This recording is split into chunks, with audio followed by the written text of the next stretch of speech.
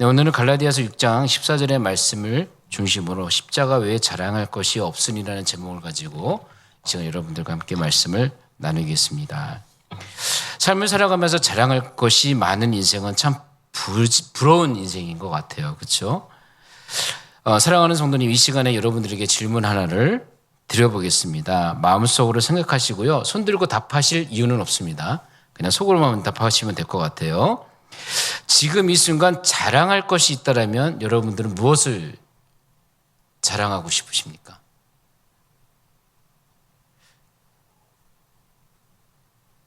만약에 자랑거리가 없다면 왜 이 시간에 나에게는 자랑할 것이 없을까에 대해서도 한번 생각해 보십시오.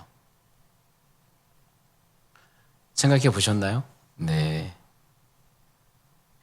이 순간, 지금 이 순간에 만약에 저에게 자랑할 것이 무엇이냐라고 질문을 한다면 어쩌면 이 강단에 서서 하나님의 말씀을 전하는 그 자체가 제게는 은혜고 감사입니다. 얼마나 복된 부분입니까? 하나님의 복음을 나눌 수 있다는 것은 정말 삶에 있어서 가장 큰 은혜인 줄 믿습니다. 세상에 복음을 듣고 회개하고 주님 품으로 와야 할 사람들이 얼마나 많이 있습니까? 그들의 삶은 사망입니다. 그러나 저는 예수 그리스도의 복음을 통해 회개하였고 영접하였고 사망에서 생명으로 옮겨지며 이렇게 말씀을 전하고 있는 이 시간, 이 자체가 얼마나 자랑스럽고 기쁘고 은혜가 되는지 모르겠습니다. 어쩌면 이 시간은요, 어떠한 물질과도 바꿀 수 없는 귀하고 소중한 시간입니다. 오늘날 우리는요, 너무나 헛된 것을 쥐어잡고 살아가고 있지는 않으십니까?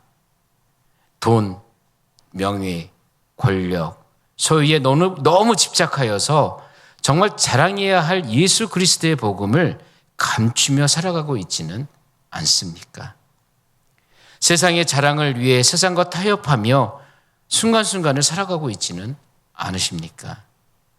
이 모든 것들은 헛되고 헛된 것임을 이 시간 우리 모두 깨닫고 오직 예수 그리스도만이 우리의 삶의 자랑이 되시는 그러한 성도님들 되시길 간절히 소망합니다.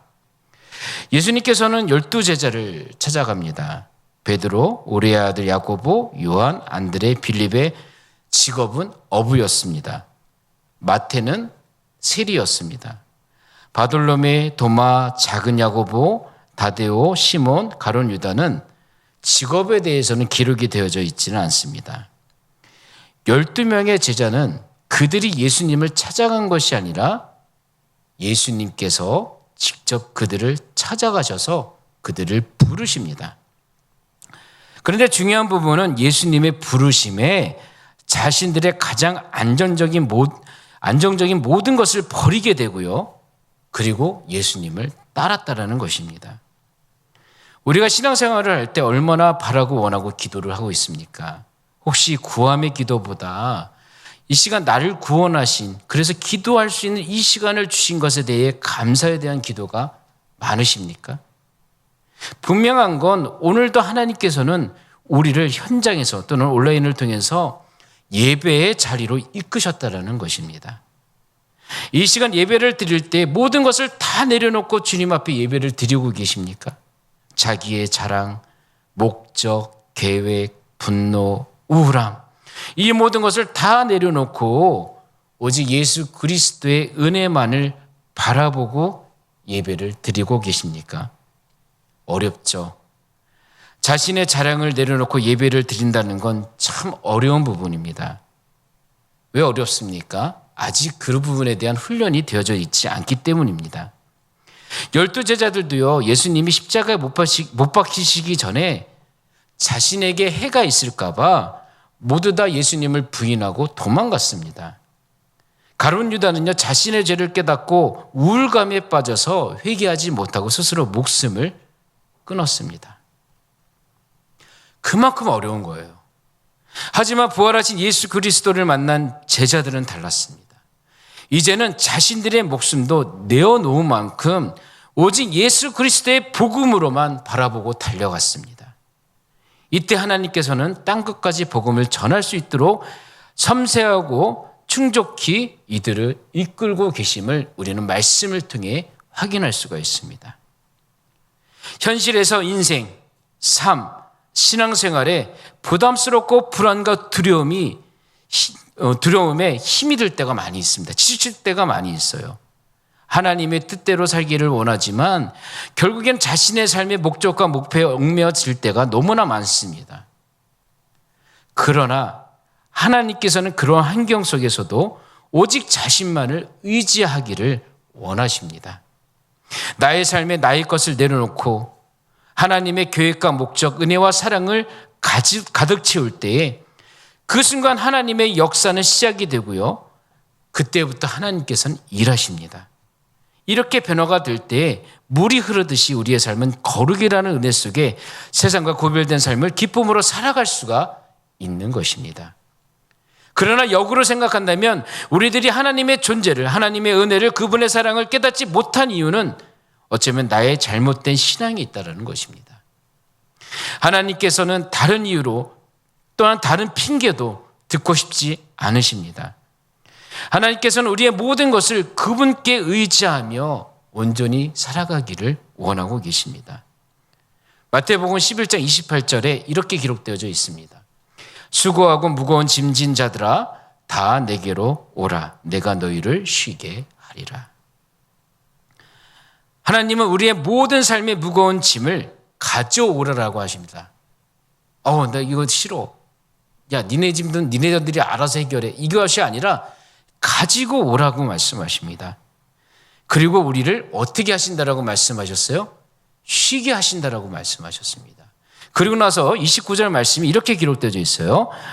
나는 마음이 온유하고 겸손하니 나의 멍에를 메고 내게 배우라.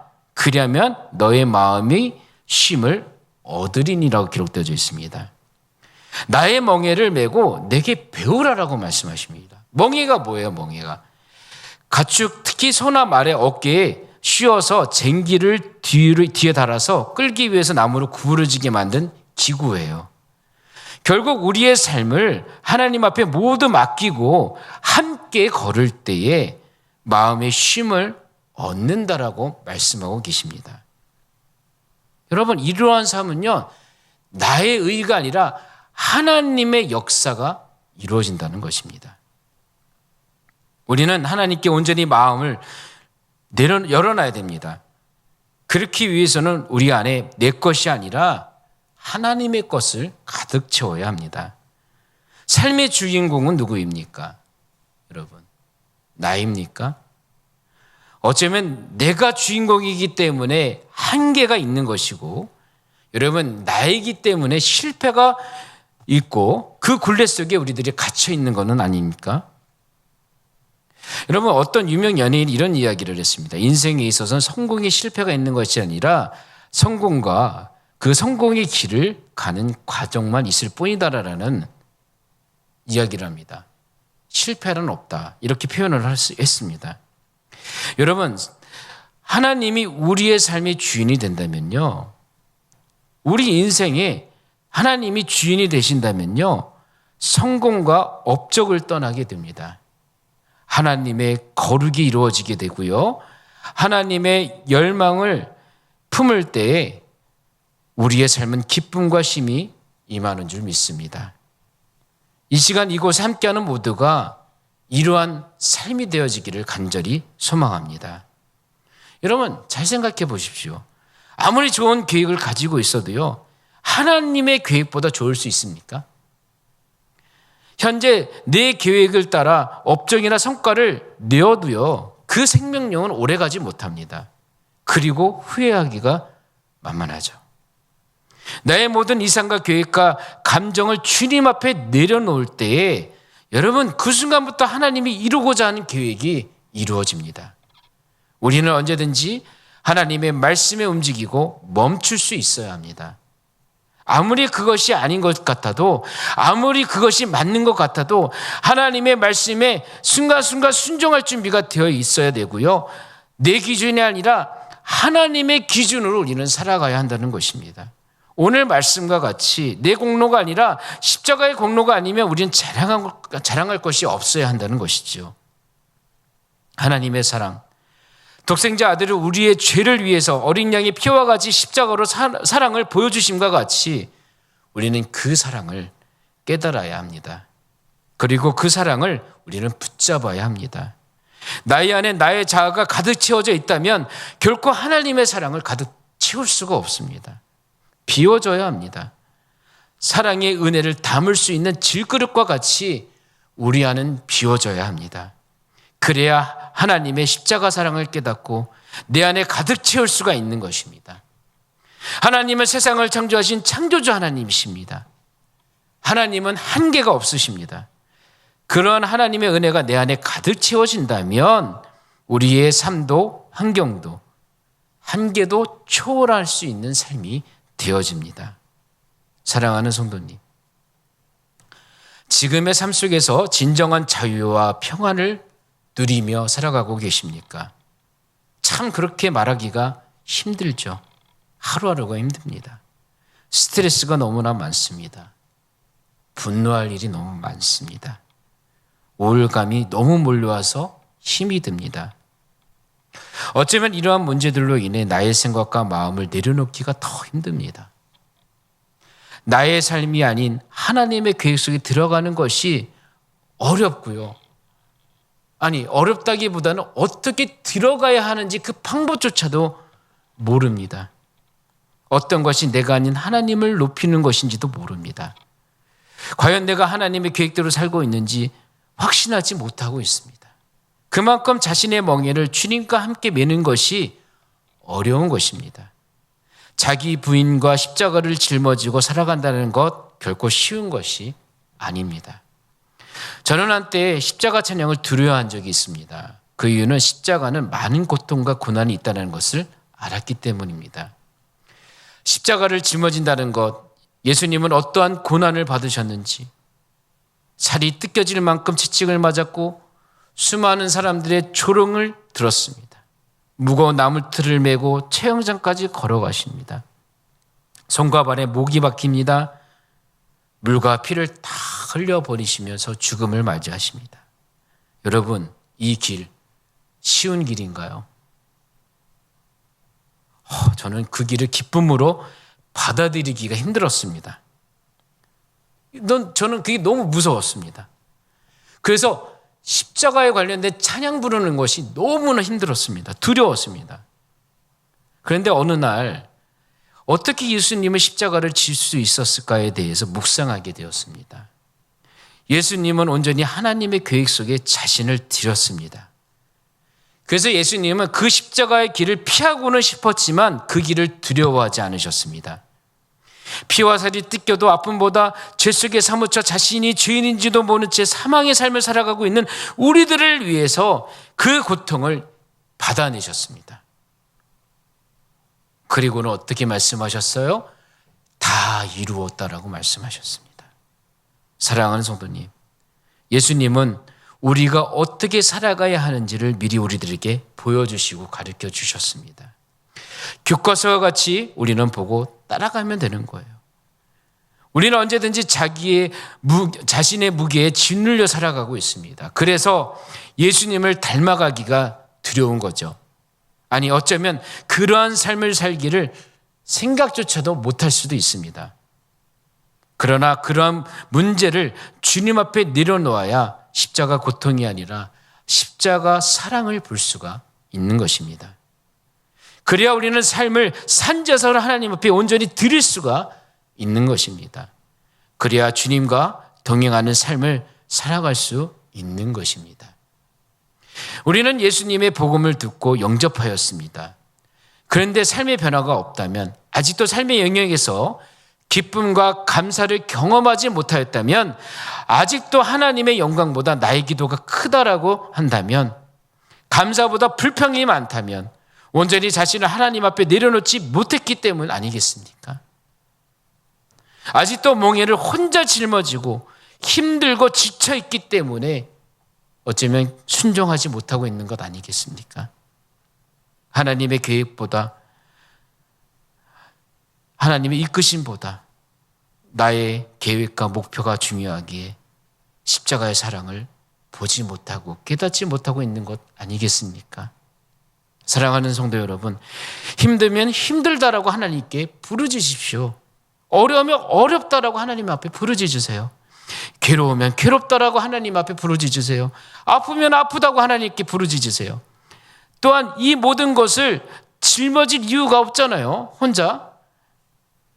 이제 우리에게는 함께 하시는 주님이 동행하고 계십니다. 눈을 들어 산을 보세요. 우리의 도움이 어디서 옵니까? 천지를 지으신 하나님께로부터 오는 줄 믿습니다. 우리는 하나님께 너무 많은 것을 포장하려고 합니다. 그럴 필요 없어요. 있는 모습 그대로 하나님 앞에 내려놓으면 됩니다. 그래야 해결이 되고요. 그래야 주님과 동행하는 삶이 됩니다. 그리고 삶의 변화가 이루어지는 거예요. 저는 40대 후반의 삶을 살면서요, 많은 것을 잃어버렸습니다. 우선 건강의 약함이 내게 찾아왔고요. 그리고 경제적인 어려움이 찾아옵니다. 그리고 자녀의 아픔이 찾아옵니다. 이러한 시험들이요, 자잘한 것까지 다 합하면 너무나 많은 큰 시험들이 분할로 왔으면 좋겠는데 일시불로 오더라고요. 한꺼번에 몰려옵니다. 그런데 그 와중에 가장 힘든 것은 외로움이었습니다. 그렇게 열심히 목회를 하였지만 결국 그 자리에는 저 혼자밖에 없더라고요. 남는 것이 아무것도 없었습니다. 그래서 너무 허무했어요. 그 누구도 찾지 않고 혼자 그 자리를 해결하려고 하니까 너무 지치더라고요. 목사인 저도요, 시험이 몰려오니까 얼마나 힘든지 모릅니다. 시험을 이래 오직 힘들었으면 이렇게 기도했어요. 하나님, 너무 힘들어요. 아니, 이렇게 힘들게 하니까 내가 무슨 기분으로 내가 목회를 할 수 있겠습니까? 무슨 자신감으로 내가 목회를 할 수 있겠습니까? 하나님, 설마 저 목회하지 말라고 이렇게 시험을 주시는 건가요? 도대체 내가 무슨 잘못을 했길래 나에게 이런 시험을 주십니까? 하나님, 당신은 어디 계십니까? 나와 함께 하신다고 하지 않으셨습니까? 내 기도는 듣고 계세요? 내 말에 귀를 기울이고 계십니까? 어디 계세요? 하나님, 사랑하는 거 맞아요? 얼마나 하나님 앞에 불평과 불만과 분노를 드러냈는지 모릅니다. 그런데 저희 아픔이 극으로 달했을 때 하나님께서 찬송가 한 장을 딱 들려주시더라고요. 찬송가 384장에 나의 갈 길 다가도록인데 1절 가사를 보게 되면 나의 갈 길 다가도록 예수 인도하시니 내 주 안에 있는 긍휼 어찌 의심하리요 믿음으로 사는 자는 하루 이로 받겠네 무슨 일을 만나든지 만사 형통하리라. 믿음으로 사는 자는 하늘 위로를 받고요. 무슨 일을 만나든지 만사 형통케 하신다는 하나님. 아무리 힘들고 어려워도 믿음으로 살아간다면 나의 삶을 만사 형통케 하신다는 하나님의 음성을 새벽에 듣게 되었습니다. 그리고 그날 하나님 앞에 기도했어요. 하나님, 당신의 약속을 저는 믿습니다. 불평하였던 저의 연약한 모습을 회개합니다. 이 시간 어려움을 벗어나 함께 하시는 하나님을 보게 하시고 다른 것이 아닌 오직 당신만을 의지하게 하여 주시옵소서라고 눈물을 흘리면서 그 새벽에 회개하며 기도했습니다. 그리고 마음에 가장 힘들게 하는 문제들을 하나님 앞에 하나하나 내려놓기 시작했습니다. 쉽지 않았습니다. 단순간에 내려놓을 수 있었던 게 아니에요. 왜냐? 어떻게 내려놓아야 할지를 몰랐습니다. 저도요. 그냥 모르는 것을 그때마다 하나님 앞에 하나님 이걸 어떻게 내려놔야 되죠?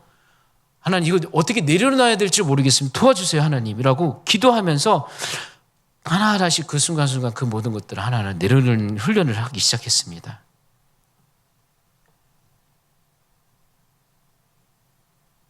참 신기한 거는요.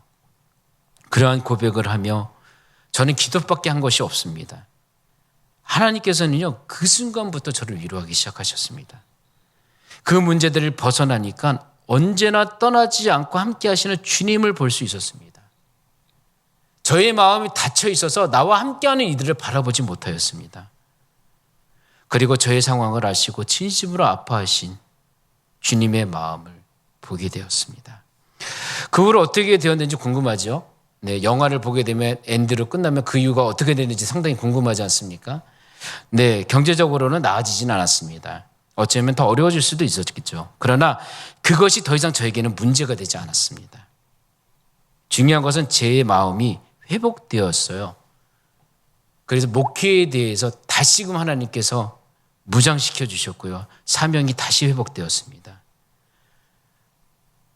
또한 우리 좋은 담임 목사님을 만나게 되어 이렇게 아름다운 강남비전교회에서 사역할 수 있도록 길을 열어주셨습니다. 우리 사랑하는 청년들과 함께 제가 경험한 하나님의 사랑을 나누며 사역할 수 있게 되었고요. 이렇게 오늘 이 시간 수요일 날 여러분들에게 말씀을 전하게 되었습니다. 이렇게 큰 변화가 어디 있겠습니까? 여러분, 이보다 더 큰 사랑이 어디 있겠습니까?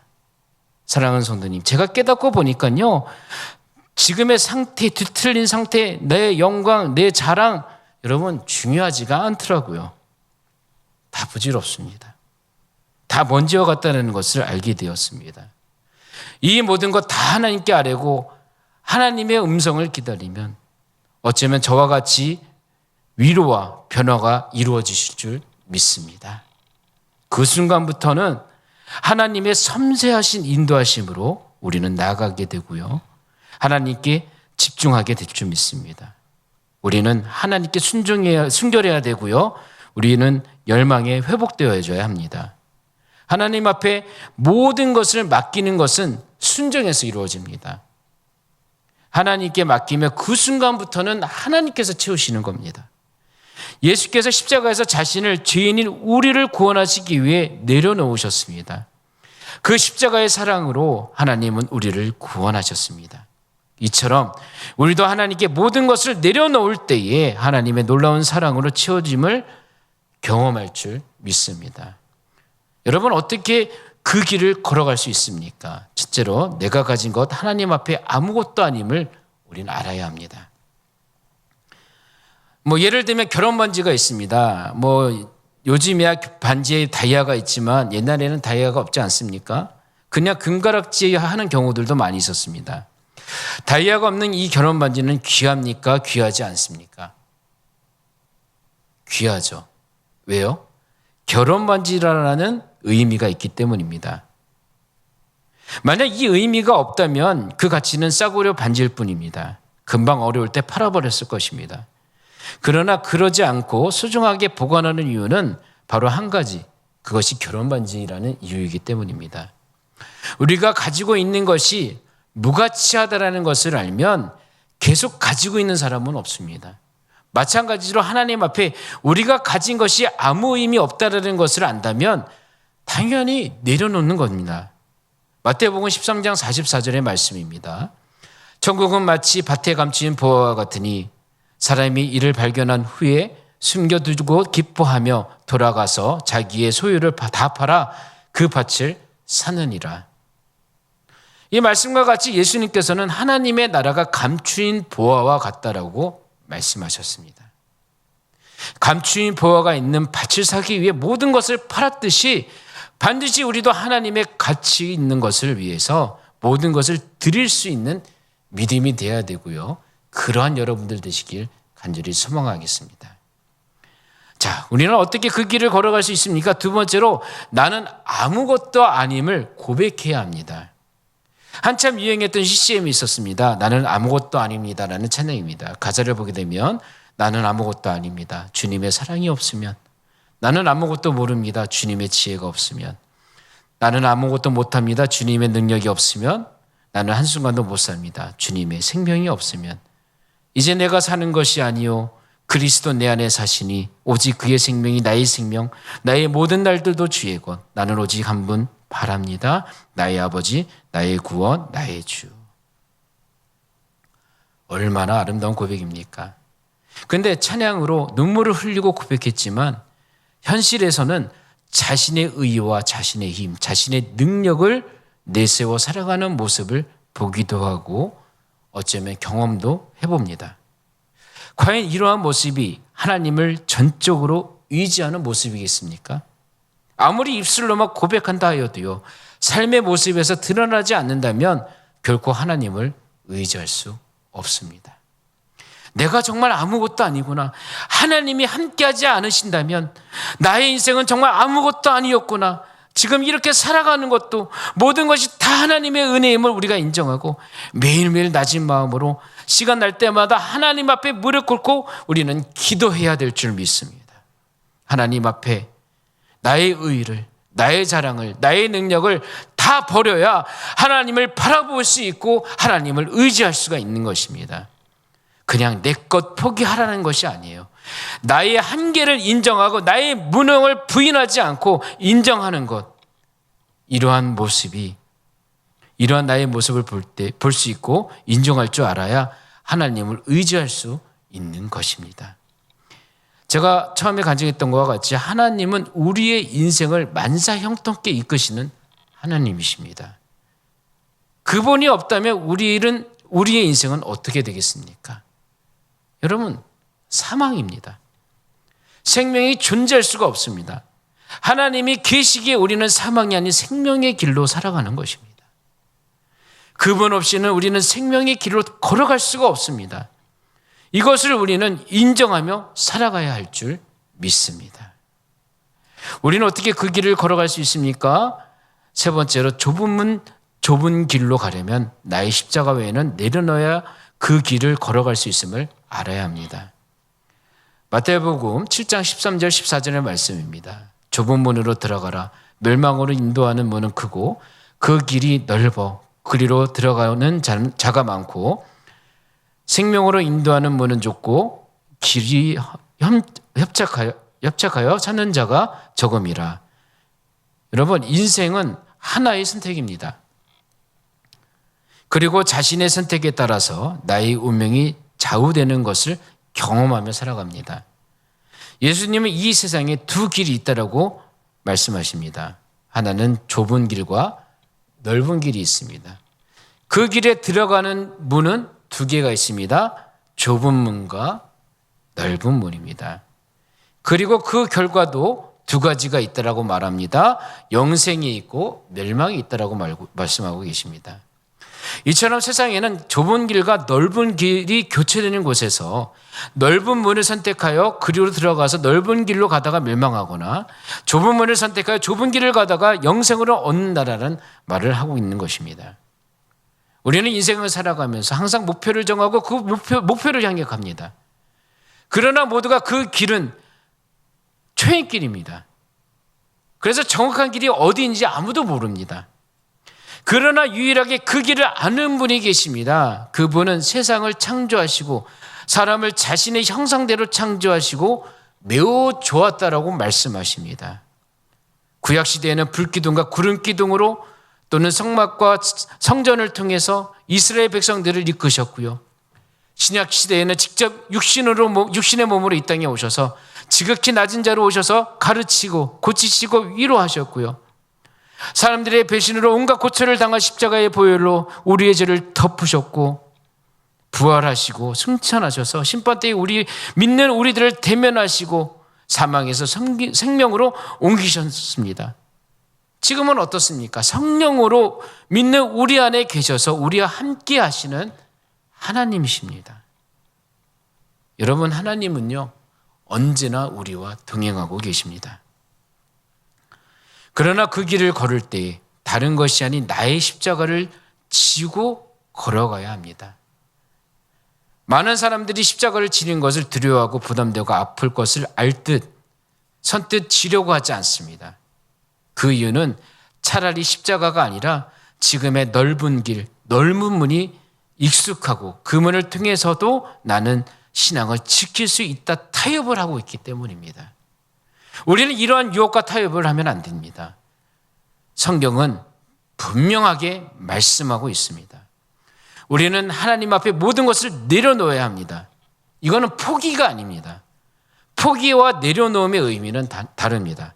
국민일보 겨저씨에 우리 담임 목사님께서 올리신 글을 한번 보았습니다. 거기에는 그 차이를 분명하게 알 수 있는 글이 기재되어 있더라고요. 한번 읽어보겠습니다. 포기는 더 할 수 있는데 힘들다는 이유로 멈추는 것이고 내려놓음은 할 수 있음에도 불구하고 하나님의 뜻을 받아들이며 하나님을 위해 하지 않는 것입니다.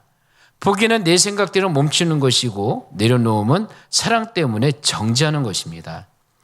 포기는 불신이고 내려놓음은 믿음입니다. 포기는 자기를 버려야 하는 것이고 내려놓음은 자기를 부인하는 것입니다.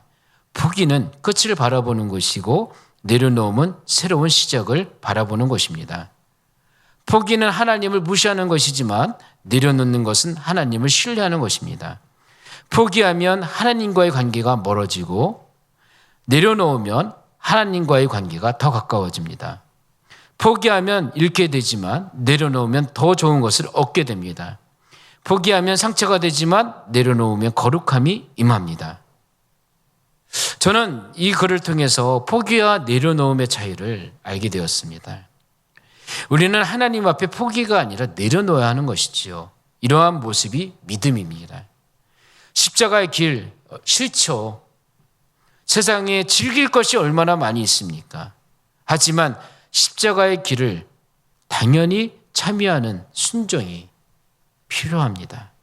요나는 하나님의 명령에 불순종하고 가야 할 니네베로 가야 했지만 반대 방향이 타르시스로 가는 배를 탑니다.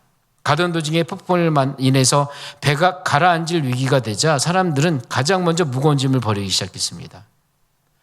결국 지금의 위기의 원인인 요나가 바다에 떨어지자 폭풍은 잠잠해졌습니다. 요나는요, 자신의 잘못을 회개했습니다. 그리고 하나님의 명령에 순종하게 됩니다. 우리는 영적인 위기나 문제, 인생의 파도 가운데 사는 우리는 모든 것을 하나님 앞에 내려놓아야 합니다. 그래야 하나님 앞에 참된 회개가 있고 회개를 통해 자신을 온전히 내려놓을 수 있는 것입니다.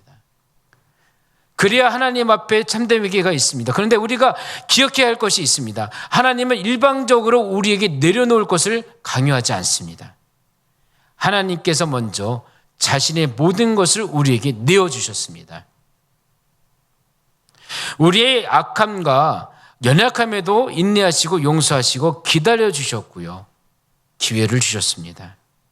하나님 앞에 최선의 삶을 살기를 고백하셨다면 자신의 모든 것을 하나님 앞에 내려놓을 때 시작이 됩니다. 스스로 사는 것보다 하나님으로 인해 사는 것이 얼마나 다른 결과를 가져오는지 우리는 분명히 알아야 합니다.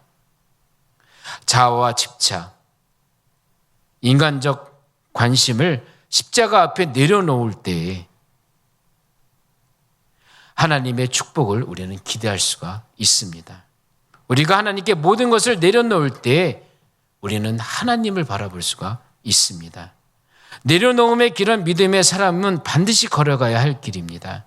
내려놓음에 있어서 주춤할 이유가 없어요. 그런데 나의 자아로 내려놓으려 한다면 어렵습니다. 아마 못할 것입니다. 그러나 우리 안에는 이미 누가 계셔요? 성령께서 계십니다. 성령이 함께하고 계십니다. 성령님 앞에 우리의 자아를 온전히 하나님께 내려놓기를 기도한다면 더 이상 십자가는 괴로움이 아니라 자랑이 되어지는 것입니다. 우리 2023년 교회 표어가 무엇입니까? 회복입니다. 오늘 말씀을 묵상하면서 제가 힘들었던 그 상황을 잘 극복하고 어떻게 회복할 수 있었을까에 대해서 묵상했더니 과연 내가 무엇을 위해 사역을 하고 있는가? 이 고민에 대한 답을 해결하면서부터 회복이 되었습니다.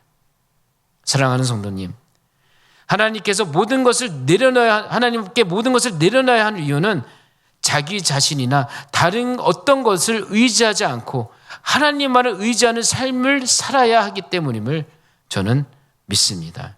그래야 우리의 삶이 하나님의 권능과 임재가 가득 채워질 수가 있는 것입니다. 제가 경험해 보니 신앙은 무언가를 많이 가지고 내가 강할 때보다 하나님께 내려놓고 내가 약할 때에 성장한다는 것을 알게 되었습니다. 우리가 하나님 앞에 모든 것을 내려놓음으로 가장 약한 상태에 있을 때 하나님의 은혜와 사랑을 강하게 경험할 수 있는 우리가 될 줄 믿습니다. 우리 이 시간 찬송가 461장 십자가를 질 수 있나 우리 1절만 한 번씩 찬양하고요. 여기 함께 기도하는 시간을 갖도록 하겠습니다.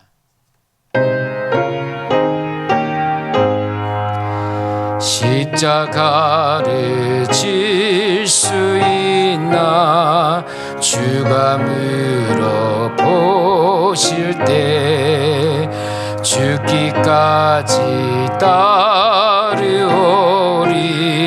성도 대답하였다.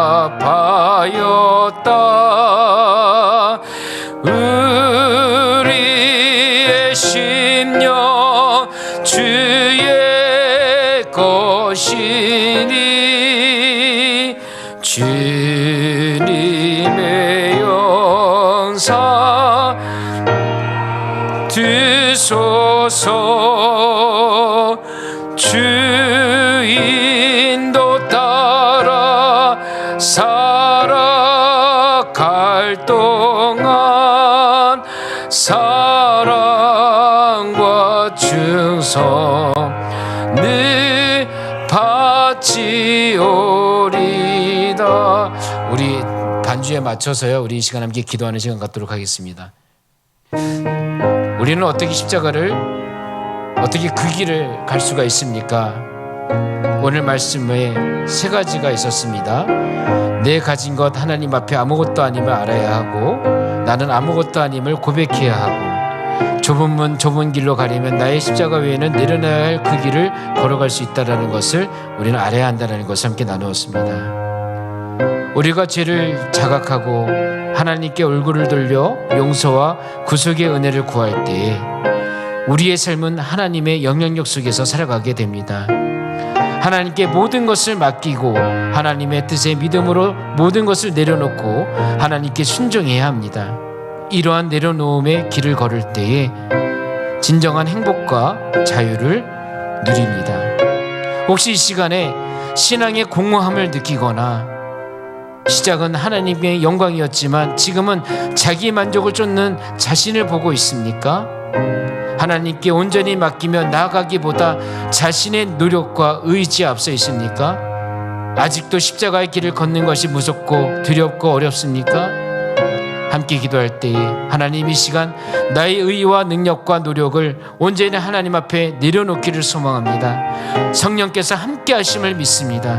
나를 이끌어 주셔서 내 삶이 아닌 것, 내 삶에 다른 것이 아닌 십자가의 자랑이 되는 거룩한 삶이 되게 하여 주시옵소서. 우리 시간 함께 기도하겠습니다. 하나님, 그렇습니다. 우리가 살아가면서 얼마나 나의 것을 쫓아가며 아버지 하나님 그 이상을 쫓아가며 아버지 하나님 없이 허덕이며 살아가고 있는 우리들의 모습을 바라봅니다. 아버지 하나님, 우리가 인생을 왜 살아가고 있습니까? 아버지 하나님, 무엇을 위해 우리가 살아가고 있습니까? 아버지 하나님, 지금 내가 자랑하고 있는 것이 무엇입니까? 아버지 하나님, 내가 높이고 있는 것이 무엇입니까? 주님, 이 시간 우리의 마음을 붙잡아 주셔서 성령께서 함께하여 주셔서 오직 그 십자가 외에는 내가 자랑할 것이 없다라고 고백함과 같이 우리의 삶도, 내 시간도, 내 마음도 오직 그 주님만을 자랑하며 살아갈 수 있는 거룩한 삶이 되어질 수 있도록 허락하여 주시옵소서.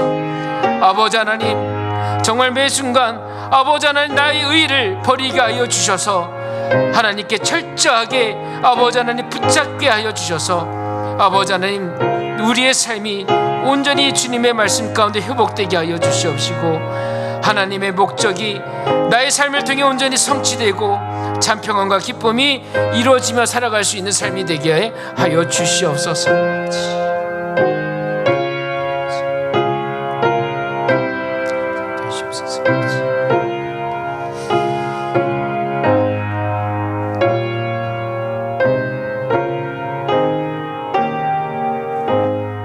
하나님, 이 시간 하나님의 임재가 회복되기를 원합니다. 온전히 나의 모든 것을 하나님 앞에 내려놓는 삶이 되게 하옵소서. 우리 교회 성도의 삶이 하나님의 임재가 회복되고 하나님을 더욱 사모하고 하나님께 영광 드리는 삶이 되게 하사 십자가를 자랑할 수 있는 그리스도인이 되게 하옵소서. 하나님께 집중되는 삶이 되어 하나님과의 관계 속에 어떠한 장애물도 없게 하여 주시고 하나님 그 삶을 통하여서 온전히 주님 앞에 영광을 돌릴 수 있는 거룩한 삶이 되게 하여 주시옵소서. 우리를 사랑하신 예수 그리스도의 이름으로 기도드립니다. 아멘.